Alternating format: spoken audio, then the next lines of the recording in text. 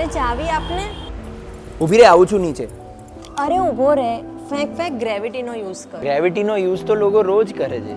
ટ્રકમાંથી રેતી અનલોડિંગ કરવામાં, કરિયાણાની દુકાનમાં સામાન ગોઠવવામાં. વોટર સપ્લાય સિસ્ટમમાં પણ ગ્રેવિટીનો યુઝ કરીએ છીએ. વરસાદનું પાણી એનાથી તો નીચે આવે છે.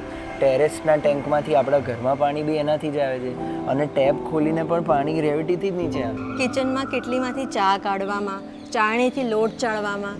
પાર્કમાં નાના છોકરાઓ હિંચકા ખાય છે એમાં, સ્લાઇડિંગ કરે છે એમાં. કોઈ પણ સ્પોર્ટ્સ જેમાં બોલથી ગેમ રમાતી હોય એ બધામાં ગ્રેવિટેશનનો યુઝ હોય છે. થેન્ક્સ ટુ ન્યૂટન, જેને ગ્રેવિટેશનની સમજ આપી. ન્યૂટન પહેલાં પણ અમુક સાયન્ટિસ્ટે એનો આઈડિયા આપી દીધો છે. તો ન્યૂટનના ફર્સ્ટ સેકન્ડ લોની જેમ ગ્રેવિટેશન પણ. હાસ તો મહાન મહર્ષિ કણદના 2200 વર્ષ પહેલાના ગ્રંથમાં ગ્રેવિટેશન માટેના પણ સ્ટેટમેન્ટ્સ છે. પહેલો સ્ટેટમેન્ટ છે ગુરુત્વાકર્ષણ, કે જે વસ્તુ છે એ હેવીનેસના કારણે નીચે ઝૂકે. બીજો સ્ટેટમેન્ટ છે સંયોગ અભાવે ગુરુત્વાકર્ષણ, એટલે જેને સપોર્ટ નહીં મળે એ વસ્તુ નીચે ઝૂકે.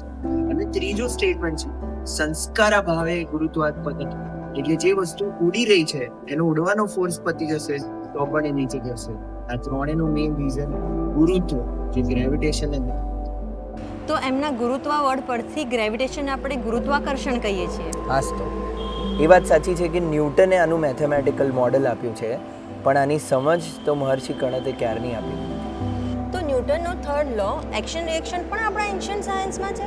હાસ તો ચલો નેક્સ્ટ વિડીયો.